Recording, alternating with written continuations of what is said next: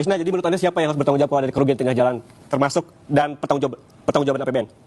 Inilah ketika suatu proyek yang besar dari Wangsit dan tidak ada piloting yang memadai, Mas. Ada kesan lempar, ada lempar tanggung jawab ketika siapa Bapak izinkan saya menjawab. Kita ngomong di depan publik, kita ngomong kita ini itu kata Bapak Menteri. Kita melaksanakan karena Ibu merasa bahwa Ibu Menteri bayangin, jadi Ibu ngomong di sini selalu pakai nama Menteri. Kan kita ngomong konstitusi, perintah konstitusi bahwa koperasi sebagai sokok guru ekonomi nasional.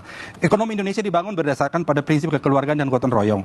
Itu yang dilaksanakan, perintah konstitusi. Okay. Boleh saya melanjutkan? Puncak moral daripada seorang presiden melaksanakan perintah konstitusi itu adalah wajib. Oke, baik, silakan lanjutkan Mbak Isna. Ibu mau bicara ngangkut. Boleh tahan dulu, Pak Muhtar. Ibu sudah di luar. Oke, silakan. Ibu sudah membuat hanya di sini untuk mencemarkan nama, untuk mencemarkan orang dan hanya membuat cibiran dan prasangka kepada publik itu. Oke, dari diskusi ini kita bisa melihat ya ke depan bagaimana ketika pemerintah saat ini sudah tidak menjabat atau mungkin dari Agrina sudah berganti ke pengurusan, tetapi hutang itu masih mengikat selama 6 tahun, Mas. Bayangkan, desa akan tetap menanggung itu. Itu yang membuat kami concern begitu.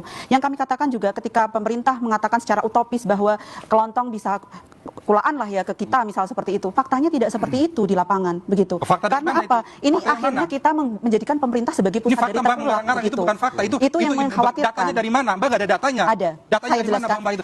Silakan kita buka datanya seperti apa? Bukan datanya dong kalau begitu. Jadi pertumbuhan Tunjukkan datanya gitu.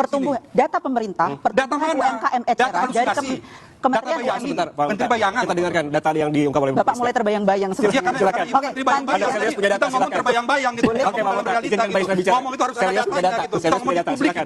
Silakan Mbak Isna. Sabar ya Pak ya. Sabar sekali saya, Bu. Ya, izinkan saya menjawab. Jadi pertumbuhan Saya tidak sabar dengan fitnah dan saya tidak sabar dengan kebohongan yang ditampilkan di publik, itu yang saya tidak sabar. Saya ingin meluruskan, ini adalah data ya dari pemerintah sendiri. UMKM eceran di Indonesia itu pertumbuhan dari 2024 ke 2025 hanya 10.000. Sedangkan kita lihat Kobdes begitu masif, bahkan sudah sampai 19.000 dan 20.000 mungkin per hari ini menurut website Sin Kobdes yang saya lihat per tadi seperti itu ya. Dan ini menunjukkan bahwa pertumbuhan Kobdes itu 1,8 kali lebih besar dari UMKM eceran, Mas. Dan mereka itu bersaing.